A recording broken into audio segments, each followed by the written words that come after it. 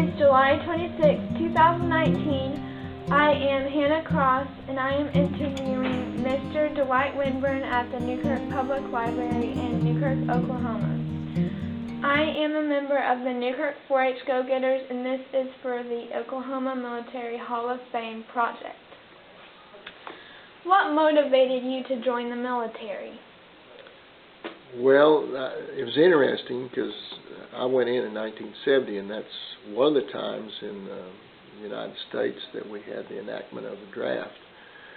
So I was finishing up my senior year in college, and I was in that lottery system, and my number came up. I think 64 was my number, so I was almost assured that I was going to go. In fact, I did some of the initial things in March of my senior year in college, and 2 days after I graduated from college, I was in Fort Polk, Louisiana. So actually I was drafted, but then I signed up for an extra year to get into a field of choice to serve. So actually I spent 3 years in the United States Army. Tell me a little about your time in basic training. Oh my. That was an interesting adventure. I thought I'd always been in pretty good athletic shape, participating in athletics and going through two-a-days and all those things that you go through in sports. But basic training taught me that I wasn't in near as good a shape as I thought I was. And so once basic training was completed, I was probably in the best shape that I was ever in my life. There wasn't an ounce of fat anywhere on me. I guess you can squeeze your forehead to determine how much fat you got. Well, there wasn't any squeeze whatsoever. I think I lost about 35 pounds, and I wasn't huge or big anyway going into the service, but I mean, I was lean, I guess mean, I don't know, but I sure was in good shape, and it taught me so many things, basic training did, and how to commit to things and how to give of yourself, and you know, I really appreciate that time. It wasn't fun when you went through it, but now that I look back on it, I really think it was a wonderful time in my life to be put in that position where you have to push yourself 24/7. Of course, it's good. I mean, because they teach you how to survive and kill or be killed type mentality. But I was sure in good shape, and I sure knew a lot more about military service before I did going in. What was your primary job after training? Well, I actually had 2 MOSs, and I think that's what you're referring to as your MOS. Initially, I was a 16 F-10, and I signed up for missile systems. I wanted to be an electronics person on missile systems and engage into that understanding. But they put me in a different area of training, and I really 16 F-10 wasn't what I wanted to be in. So actually what I was a gunner on a Quad 50 and a gunner on a Twin 40. Both of them were used as anti-aircraft systems, but not missiles. It was basically early on anti-aircraft weaponry. And what it was used for during the time I went in, it was perimeter support in Vietnam. And so they put these mechanisms, whether it be the Quad 50 or the Duster, which was the Twin 40, they put them on the areas of the perimeter, and if the trip flares went off while you were to unload wherever that trip flare was, because it was people getting into the perimeter. But they changed my MOS. So about a week before I was supposed to go to Fort Lewis, Washington, to Vietnam, they changed my orders and kept me in Fort Bliss, Texas, and put me into chaparral missile training, which was 24 November 20. That was my MOS. And so what I became was an electronics engineer on a missile system, surface-to-air missiles that would fire at aircraft coming over. And so basically we were most of the time support for infantry. I know when I was in Germany while I was stationed with the 1st of the 59th, which was air support for the 509 Air Division, Airborne Division. Were you deployed? If so, where and for what? Yeah, for a year and a half I was deployed to Mainz, Germany, which was about 30 or 40 kilometers from Frankfurt. And I was stationed there as electronics engineer on Chaparral Missile Systems. And there again, our role was to support infantry by defending against aircraft. And of course, we didn't ever have to engage in that. Mostly was just being there in case something did happen. I enjoyed that part of it. It was interesting. It was interesting to see how those missile systems worked and what went into it. I had to take them apart and take the firing mechanisms out and have to put those back in, and everything was pretty high tech, and it was pretty dangerous when you pulled that thing out because it could become unsafe and could actually discharge. So it was an interesting MOS, but it was rewarding and I enjoyed it. Spent a year and a half in Germany.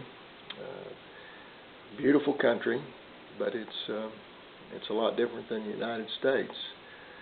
And I guess we'll talk about that a little bit more later on. But my wife, Mary, got to come over after about 6 months into the assignment, and we lived off base. You were allowed to do that, and so we lived on the economy, is what it was called. And we lived with an old German man. Can't remember his Lothar Heinrichs, I think was his name. And he was an interesting German man, very polite, very respectful, very conservative. We learned a lot about Germany. We learned a lot about his service in the military. And he loved us Americans. He really thought a lot of us and respected us. Now, the younger generation did not. In fact, it was not uncommon to be on a train or a bus or anything in that part of the country, and some of the younger generation would spit on us or threaten us, and they didn't like us. They didn't think much of us. So I learned a lot about people and how people's feelings are towards the United States. But like I say, this older gentleman that we lived with, he loved the United States, he loved us, and respected what we did. What was the most demanding part about your deployment? Well, again, the most difficult things when you leave the United States. People don't realize how good we've got it here and how wonderful this country is. Because when you step on foreign soil and you step into other people's houses, so to speak, you live by their laws. Of course, I was with the military, so that changed things a little bit, but still, you had to interact and negotiate with people over there, and it's just not the same. So, I think it'd be a good lesson for a lot of our young people today to spend some time in a foreign country and realize the difference between those countries and the United States and how wonderful this America is and how privileged we are to be able to live here. It was very demanding, though, and very difficult. And of course, I'd never been away from home. Small town farm kid, had never been out of country, and so that was difficult. I didn't see my mom and dad for a year and a half. So there were some times when you were very lonely and wished you were back in the United States, but you also realized that what you were doing there was important. So that was demanding, just being out of the United States and being out of touch with your family and being able to see things occurring in your family's life that you are no longer a part of during that time. So that's pretty demanding. And then, the daily 24/7 routines that you do in the military is pretty extensive, and it's not easy. It's difficult. It's not like a 8 to 5 job. You're on 24/7, and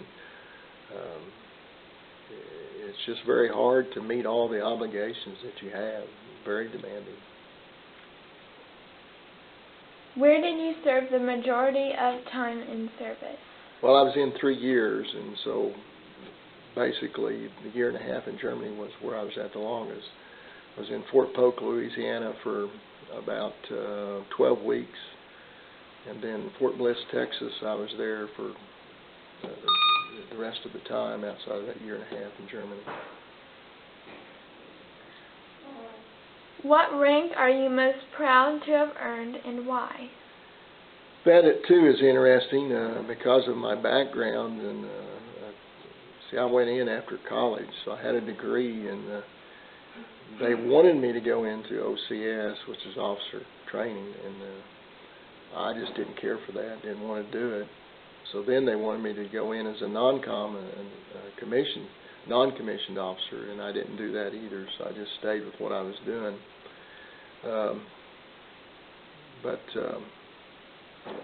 Hit your question again, I'm sorry. What rank are you most proud to have earned? And I earned that E5 rank during that 3 years. That's pretty difficult to do. Rank is hard to come by. Of course, it was during wartime, during Vietnam, and so rank was a little easier to make at that time. But I'm very, very proud and very humbled that I was able to accomplish that ranking in that shorter period of time. Generally, that takes maybe 6-7 years to reach that level. So I'm thankful. I don't know whether it's the background or what it was, but I did make that rank. I'm very proud of it. Tell me about some of the special people you met.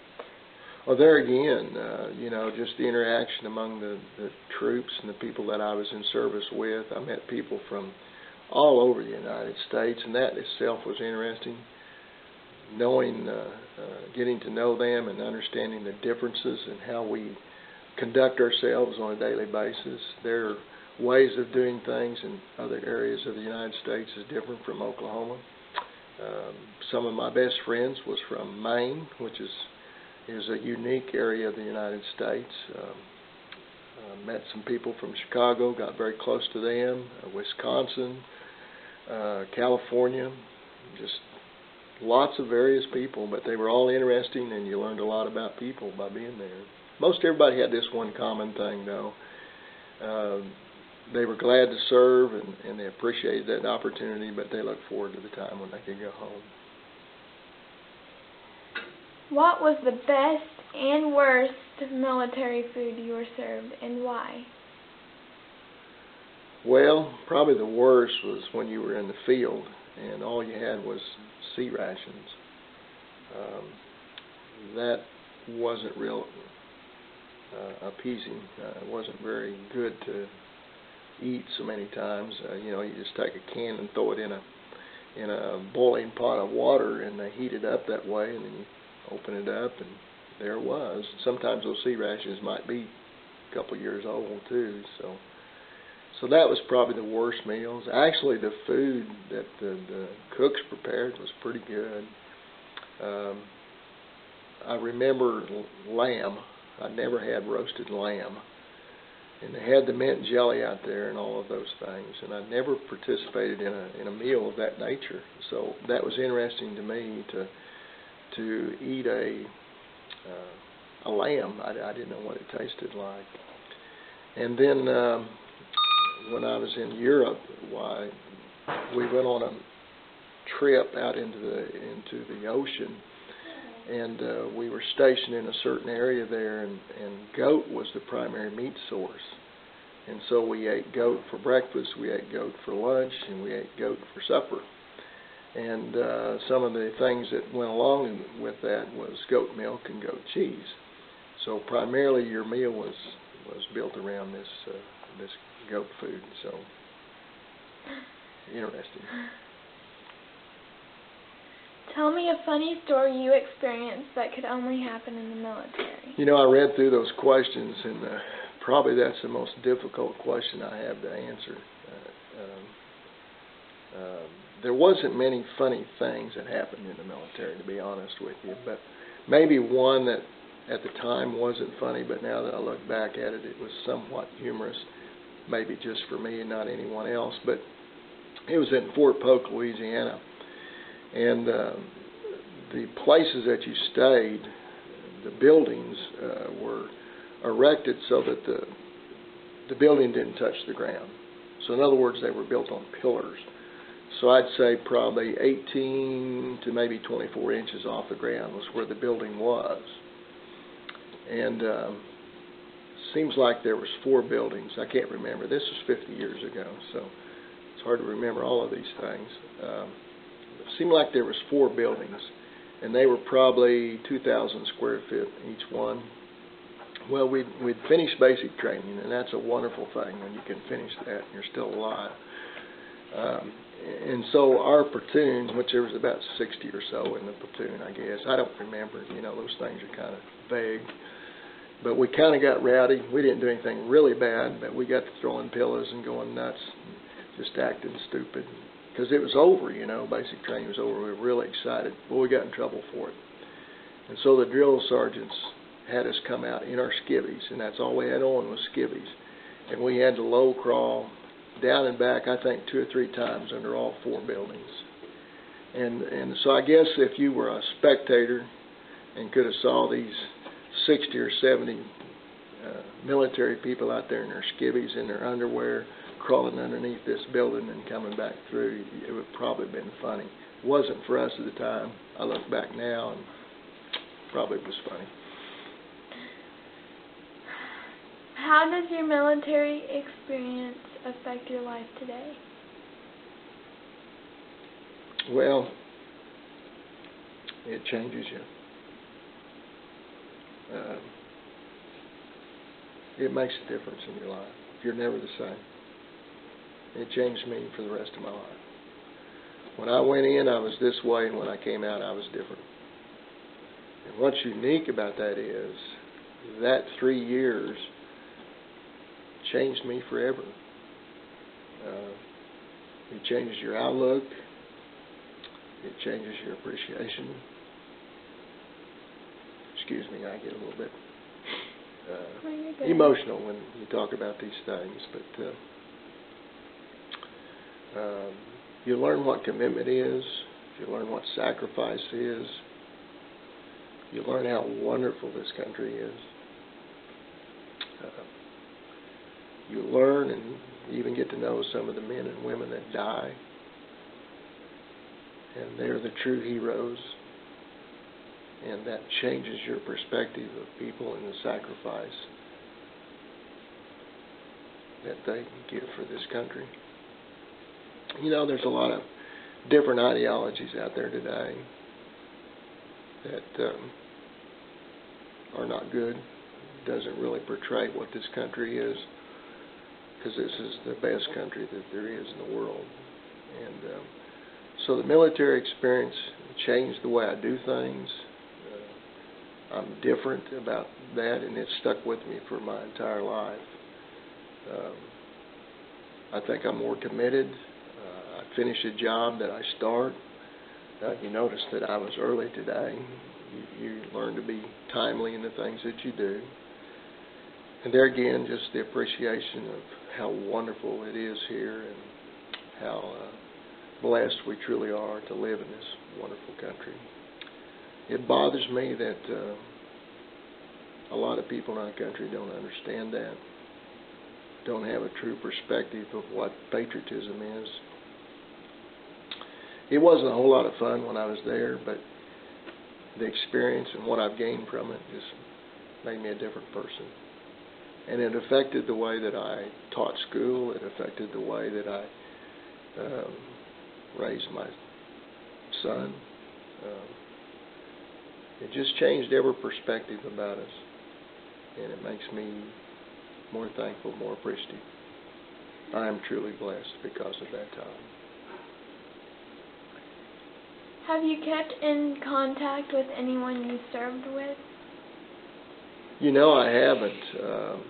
There early on, I did communicate with them just a little bit, but I haven't in the last 30 years. I haven't talked to any of them or spoke with them or wrote them a letter or done any of those things. There's times when I wished I could and reunite with them. I think it'd be interesting to see where we're at today and from where we were then. But I have not. Do you have any other stories you would like to share? No, I think I've covered most everything about it. One thing that I think I would like to see changed in our country today is where that we require young people to go into the military. I know that sounds harsh and mean and maybe a little drastic, but Israel does this, and I think it gives people a better appreciation of the country that they live in. So to me, if all young people coming out of high school could spend a year or two in the military, I think they would benefit greatly from it. They would, but our country would too. So if that would be a possibility of change, that'd be something that I would want to see done. Well, thank you for letting me interview you, and thank you for your service. Thank you. I want to ask one more question. Sure. The German man that you lived with, Mr. Heinrichs. and he had been in the German military? Yes, he had. During World War II? Yes. And he liked Americans? No. Yeah, he loved the Americans, but it wasn't World War II he was in. He was in a different conflict, and he even talked about how that he'd eaten out of trash cans just to survive during his time in the military. He was a wonderful German man, spoke broken English. We communicated as best we could. When we paid our rent, we had to go down and pay it to him personally, and he would sit and visit with us, and that's how we got to know him. Very conservative. Am I sharing too much? No. He took a bath once a week, and the water that was in the bathtub, he dipped it out and put it in a bucket, and that's what he mopped his floors with. So he was ultra conservative because he knew how to do with less and with really nothing.